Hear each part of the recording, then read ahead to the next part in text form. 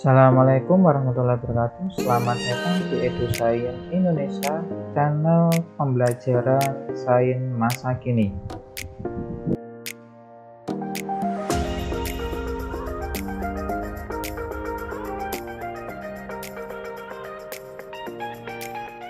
Pada video kali ini akan menjelaskan terkait dengan kultur dan isolasi bakteri. Sebelum materi disampaikan, jangan lupa diklik tombol subscribe, like, dan komen, dan jangan lupa di-share untuk keberlangsungan dari channel ini. Kultur bakteri merupakan pembiakan organisme dalam laboratorium dan memerlukan media yang berisi zat hara sebanyak sumber karbon, biakan berisi air, sumber energi, nitrogen, sulfur, fosfat, oksigen, hidrogen, serta unsur-unsur lain. Dalam hal kultur bakteri, kita memerlukan suatu media di mana media tersebut merupakan tempat tinggal dari bakteri tersebut. Adapun bahan dasar dari media dapat pula ditambahkan faktor pertumbuhan berupa asam amino, vitamin atau nukleotida diet serta hara lingkungan pertumbuhan yang sesuai dengan organisme. Bakteri sendiri dapat tumbuh dalam suatu media kultur yang merupakan bahan nutri pertumbuhan. Media kultur sendiri berupa media cair maupun media padat. Pada penanaman bakteri dilakukan dengan cara pemindahan strain bakteri dari suatu media ke media kultur yang baru untuk dibiarkan melalui metode teknik inokulasi. Dalam hal ini, penanaman bakteri atau inokulasi bakteri merupakan suatu metode ataupun cara untuk membiarkan bakteri dengan menggunakan media universal atau selektif yang dilakukan dalam proses pemindahan biakan murni ke media baru untuk menumbuhkan atau memperbanyak kultur murni atau inokulasi dilakukan dalam kondisi absektif. Jadi penanaman bakteri adalah merupakan kita yaitu memindahkan bakteri dari lingkungan ke media, baik nanti media padat maupun media cair maupun media universal ataupun media selektif. Sedangkan teknik isolasi merupakan usaha untuk menumbuhkan mikroba di luar dari lingkungan alamiahnya. Dan hal ini, mikroorganisme nanti dapat diperoleh dari lingkungan baik itu dari air, tanah, udara, substrat yang berupa bahan pangan, tanaman, sampai hewan, dan jenis mikroorganisme yang dapat diisolasi ini bisa berupa bakteri, hamir, jamur, kapang, dan lain-lain. Jadi pada dasarnya inokulasi bakteri adalah kita memindahkan bakteri dari lingkungan ke media dengan cara aseptif. Jadi kita membuat media itu sesuai dengan lingkungan yang ada pada mikroorganisme tersebut. Adapun beberapa jenis media yang pertama adalah kultur media cair, di mana kultur media cair nanti ada dilakukan jika tidak dapat tumbuh pada agar cawan atau media padat, tetapi hanya bisa tumbuh pada media cair. Selain itu juga media cair nanti ini bertujuan untuk memacu pertumbuhan, atau untuk melihat kemampuan bakteri dalam memfermentasi gula dan menghasilkan gas. Jika isolasi bakteri menggunakan media cair, perlu dilakukan pengenceran dan beberapa syarat pengenceran. Jadi dimaksudkan supaya nanti kita mudah untuk mengidentifikasi bakteri yang kita identifikasi. Jadi dalam proses pengenceran nanti, semakin tinggi pengenceran, maka kita nanti dapat mendapatkan satu sel semakin besar. Jadi semakin tinggi pengenceran, maka jumlah sel atau jumlah koloni dari bakteri akan semakin sedikit seiring dengan tingginya pengenceran. Ini adalah beberapa cara, cara inokulasi pada media cair. Yang pertama, yang kita butuhkan adalah bunsen dan ose. Kita gunakan ose bulat. Jadi yang pertama, ose kita sterilkan sampai pada bunsen sampai nanti warna membara atau merah. Kemudian setelah agak dingin dimasukkan pada biakan kuman, baru dicelupkan ose tadi pada media cair. Kemudian media cair diinkubasi selama 1x24 jam. Yang kedua yaitu kultur media agar atau media padat. Ya, yang pertama yaitu berupa metode agar cawan. Pada prinsipnya, metode kultur ini adalah yaitu koloni bakteri dipindahkan ke media kultur yang baru dengan menggunakan jarum inokulasi dengan membuat goresan sepanjang permukaan media kultur agar. Ya, jadi pada prinsip nanti untuk metode agar cawan, jadi kita nanti memindahkan ya dari media satu dengan media yang lain, baik dari media yang cair tadi maupun dari media padat ke media padat.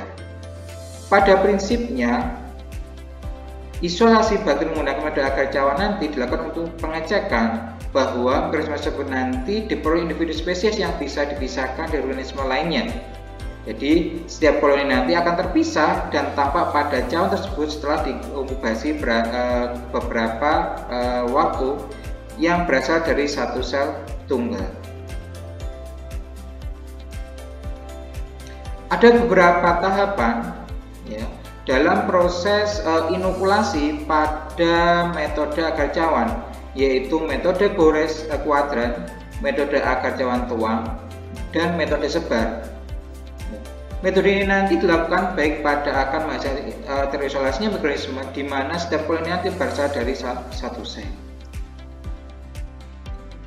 Yang pertama yaitu metode cawan gores atau strictlet, ya, di mana metode ini nanti memiliki keuntungan, ya, dua keuntungan, yaitu yang pertama menghemat bahan maupun waktu.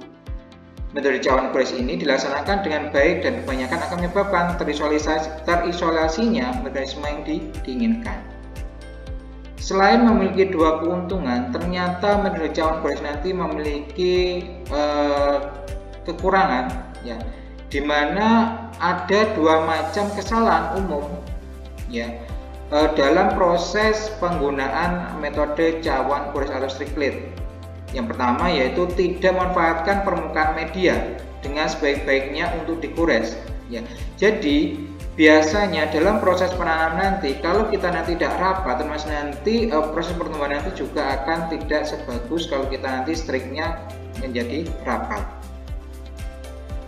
Ya, sehingga nanti proses pertumbuhan nanti juga akan terganggu. Yang kedua yaitu cenderung untuk menggunakan inokulum terlalu banyak, ya, sehingga nanti kita tidak bisa memisahkan ya antar jenis satu jenis yang lain karena individunya nanti dia tertumpuk karena kita nanti goresannya terlalu padat. Ya. Jadi dalam proses penanaman pada metode cawan gores nanti, ya, kita nanti harus sepadat mungkin, ya, padat namun dia nanti tidak tumpuk sehingga nanti dalam proses inokulasi pada proses identifikasi nanti, ya, kita nanti akan semakin mudah.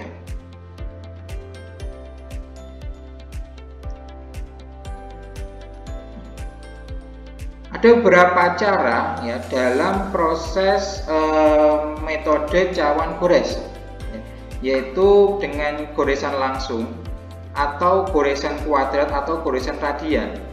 Jadi kalau goresan langsung nanti kita hanya menggunakan satu arah saja. Ya.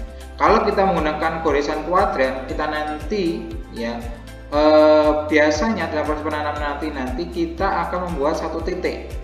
Ya, kemudian untuk striknya nanti dimulai dari tersebut, ya, kemudian kembali ke titik tersebut. Sedangkan untuk goresan radian, ya, nanti akan menggunakan 4 radian. Ya, jadi titiknya nanti akan ada 4 ataupun lebih. Ya, jadi kalau untuk goresan langsung nanti ya kita langsung gores, ya, sesuka kita, ya. Kalau goresan radian nanti, ya, ini nanti kita menentukan satu titik.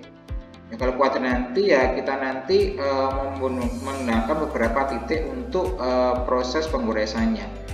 Jadi pada goresan langsung, ya, dan goresan radian nanti ini berfungsi untuk mengukur mikroba.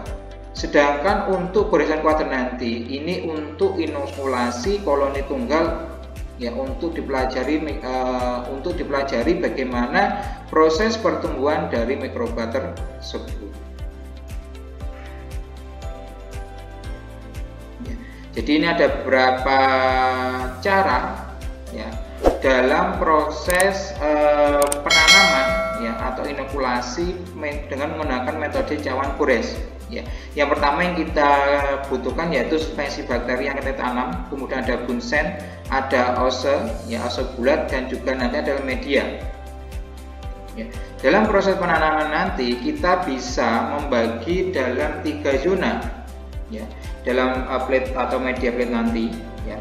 Kemudian untuk penanaman nanti yang pertama adalah kita mensterilisasi ose dulu di atas bunsen sampai nanti membara. Kemudian kalau sudah membara nanti kita tunggu hingga dingin, baru nanti kita celupkan pada media, ya, pada inokulasi tadi, ya, baru nanti kita seraikan pada media, baru nanti sudah serik, kemudian kita inkubasi selama 1-4 untuk melihat bagaimana proses pertumbuhan dari bakteri tersebut yang sudah kita inokulasi. Ya. Ini juga ada beberapa, ya, ini dengan metode kuadran. Ya. Jadi nanti kita bisa melihat bagaimana proses, ya, pertumbuhan dari koloni tunggal dari bakteri yang kita inokulasi. Ya, ini beberapa contoh juga terkait dengan metode kuadran, di mana kita nanti bisa melihat sel tunggal dari isolat ataupun bakteri yang kita inokulasi. Ya. Jadi contohnya nanti kita akan mendapatkan sel tunggal, ya, ini contohnya dengan menggunakan media goresan kuadran. Ya. Yang kedua yaitu metode cawan tuang atau pour plate, ya, di mana metode pour plate ini nanti, ya, yaitu kita tuangkan antara media, ya, dengan biarkan bakteri nanti bersama-sama dalam satu cawan, ya. Sehingga nanti kita nanti akan bisa mengetahui, ya, pertumbuhan antara bakteri anaerob, ya, yang biasa nanti dia berada di dalam media, sedangkan bakteri aerob nanti dia akan di atas media. Jadi biasanya metode cawan tuang nanti atau pour nanti ini bisa mendapatkan koloni murni dari populasi campuran organisme tersebut, ya, yaitu kita nanti bisa mengencerkan spesimen dalam media agar yang telah dicairkan ataupun diinginkan yang kemudian dicawankan. Jadi pada dasarnya nanti dalam metode cawan tuang nanti kita nanti bisa mengidentifikasi mana itu bakteri anaerob dan mana bakteri aerob. Ya, jadi karena adanya perbedaan tersebut nanti, ya, di dalam semen nanti tidak ketahui sebelumnya, maka dengan pengejaran nanti perlu dilakukan beberapa tahap sehingga nanti sekurang-kurangnya satu di antara cawan tersebut mengandung koloni terpisah di atas permukaan ataupun di dalam media. Namun metode cawan tuang ini nanti ini memiliki kurang, yaitu kita boros bahan dan waktu dan tidak memerlukan keterampilan yang tinggi. Ya, jadi ini contoh, ya, contoh metode cawan tuang dan spray plate. Ya, jadi kalau untuk yang spray plate, ya, jadi nanti inokulum, ya, ataupun bakteri nanti langsung kita masukkan pada plate. Biasanya itu menggunakan 0,1 mili, kemudian diratakan dengan menggunakan spider, baru nanti diinkubasi. Biasanya untuk yang spray plate nanti kita nanti hanya bisa melihat bakteri aerob saja, yaitu bakteri yang hanya tumbuh pada permukaan media. Sedangkan kalau pour plate nanti, ya, dengan cara mencampurkan antara spesimen bakteri, ya, diambil 1 mili kemudian ditambahkan dengan 9 mili agar baru nanti dituangkan pada plate, ya, sehingga nanti setelah diinkubasi nanti kita akan bisa melihat koloni bakteri aerob maupun anaerob. Ya. Kemudian kalau metode awan cabar nanti atau spray plate nanti ya, kita nanti akan meletakkan biakan bakteri ya dalam media cair ke atas media yang baru dalam cawan Petri. Lalu meratakan biakan bakteri tersebut seluruh permukaan media kultur. Ya. Ini biasanya nanti untuk spray plate nanti ini berguna untuk proses penghitungan jumlah populasi dari bakteri. Ya. Jadi ini ada beberapa contoh ya ataupun langkah-langkah dalam proses penggunaan metode cawan sebar berupa spray plate. Ya. Jadi kita ambil tadi 0,1 ya suspensi bakteri tadi, ya, kemudian kita taruh di atas media, kemudian speeder nanti ya atau istilah nanti yang alat untuk meratakan, kemudian nanti kita sterilkan ya, baru nanti kita kalau sudah dingin nanti baru kita untuk meratakan pada media ya. Kemudian selanjutnya yaitu jenis kultur media agar berupa kultur yang diperkaya atau eksperimen kultur ya. Ini biasa nanti berfungsi untuk mengisolasi bakteri yang mampu sifat fisiologinya khusus ya. Jadi biasa nanti untuk kultur yang diperkaya nanti adalah bagian bakteri yang dia nanti memerlukan perlakuan khusus ya, jadi dia jumlahnya kecil dan pertumbuhannya lambat, jadi harus diperkaya dulu baru nanti ditanam pada media selektifnya ya. Jadi pada prinsip nanti pada kultur yang diperkaya nanti yaitu menggunakan posisi media dan kondisi inkubasi tertentu ya, sehingga nanti si bakteri tersebut nanti dia mampu tumbuh. Sedangkan metode yang selanjutnya yaitu pengencer berserial atau serial deletion ya, dimana biasanya nanti ini digunakan jika jumlah mikroba ini dalam kultur campuran terdapat dalam jumlah lebih besar daripada mikroba lainnya ya. Ini contohnya kita mau mengisolasi Streptococcus lactis dalam susu asam ya, dimana semakin tinggi tingkat pengenceran nanti maka kita nanti akan bisa menggunakan satu balur mikroba. Namun untuk tingkat murni nanti kita perlu dicek ya dengan cara kita tanam pada media selektifnya ataupun dengan nanti kita uji inviknya ataupun katalase koagulasinya bagaimana untuk menentukan spesies ini benar atau tidak.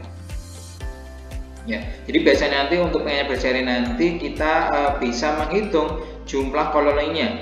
Ya, jadi contohnya nanti ada sampel, ya, kemudian kita tanam, ya, jadi kita encerkan, ya, jadi kita ambil 1 mili, kemudian kita encerkan 10⁻�1 sampai naik 10⁻�6. Jadi kita ambil setelah nanti kita campurkan, kita ambil 1 mili, kemudian nanti ditambahkan dengan 9 mili ada media sampai nanti tingkat pengencer ke-6. Ya, jadi semakin tinggi tingkat pengencer nanti, maka kita bisa lihat pada gambar jumlah koloninya bakteri nanti dia akan semakin sedikit. Ya, jadi saya juga nanti dalam proses penanaman nanti atau inokulasi nanti dalam media miring, jadi media nanti ada yang di plate dan juga nanti ada yang di miring, jadi nanti kita bisa menggunakan 3 metode, ya, atau pada media semi solid maupun agar miring nanti kita bisa menggunakan 3 metode, yaitu metode goresan, metode tusukan, dan metode kombinasi berupa tusukan maupun goresan. Ya, jadi biasa nanti untuk media goresan dan tusukan nanti ini biasanya untuk melihat adanya gas atau tidak, atau misalnya adanya sulfur atau tidak. Ya, ataupun nanti kita bisa melihat bagaimana biakan murin nanti dia bisa tumbuh atau tidak. Jadi kalau untuk goresan nanti ya kita langsung menggores pada media miring, kemudian tusuk nanti ya kita tusuk sehingga nanti dia nanti akan membentuk suatu gas di mana nanti media nanti kalau ada pertemuan bakteri nanti media yang sudah diinkulasi nanti dia akan naik. Kemudian ke kombinasi nanti kita nanti akan bisa melihat bagaimana proses pertumbuhannya pada bakteri tersebut ya, setelah nanti ditusuk kemudian nanti kita diinokulasikan. Ya. Kemudian terkait dengan identifikasi nanti ya, dalam proses identifikasi nanti kita bisa menggunakan beberapa karakteristik ya.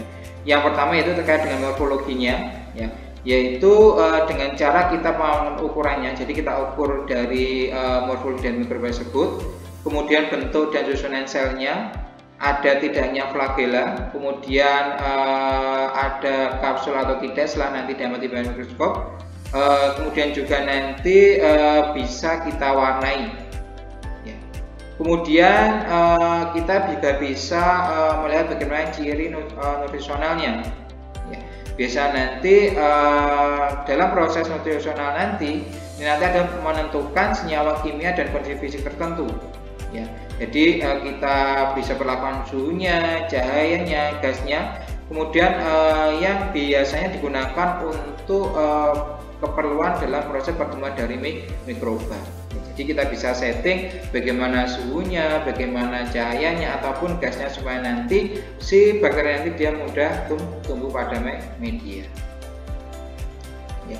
Kemudian selanjutnya nanti ada kultur ya, kultural. Jadi kita nanti bisa melihat penampilan pertumbuhan pada berbagai macam media, baik pada media cair maupun media padat. Ya, nanti kita bisa melihat bentuk koloninya, kemudian bagaimana permukaan koloninya, tepi koloninya, warna dan lain-lain.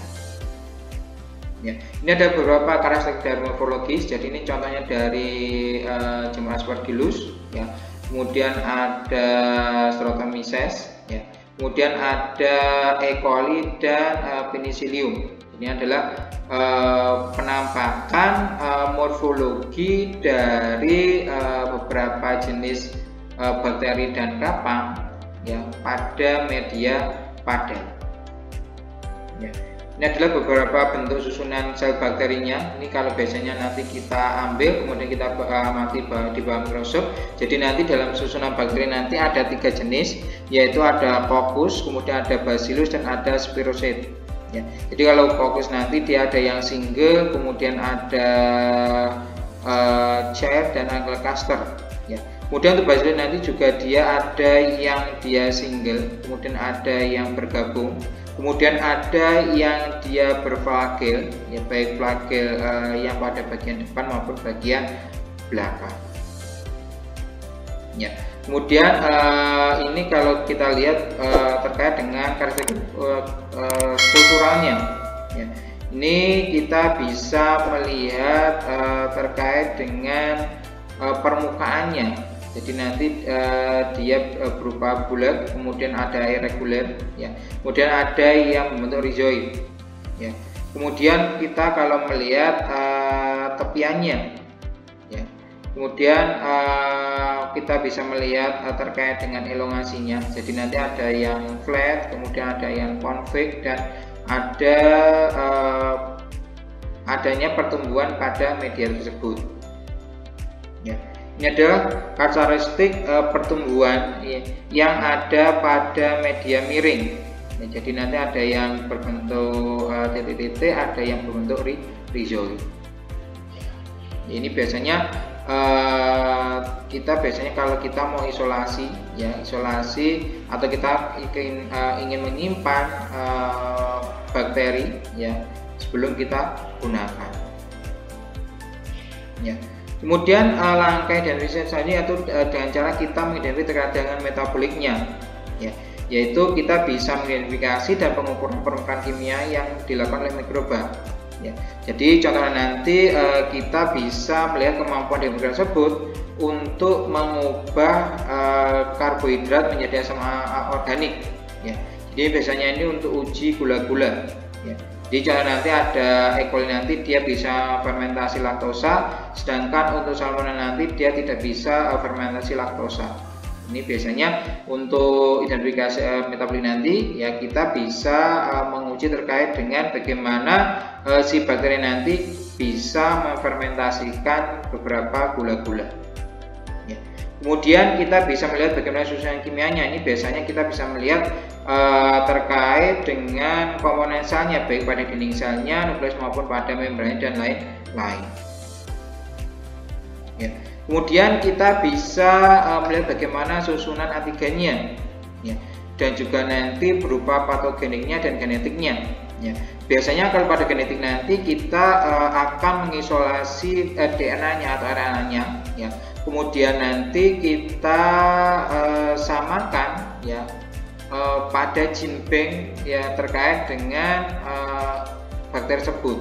Ya, apakah nanti dari hasil isolasi nanti kita berkerabat ataupun tidak berkerabat pada urutan-urutan dari DNA tersebut. Ya. Mungkin itu terkait dengan penjelasan bagaimana metode dan identifikasi bakteri. Ya. Sebelum saya akhiri video ini, jangan lupa diklik tombol subscribe, like, dan share, dan di komen untuk berlangsungan di channel ini. Terima kasih atas perhatiannya. Sampai berjumpa pada video berikutnya. Salam EduScience Indonesia.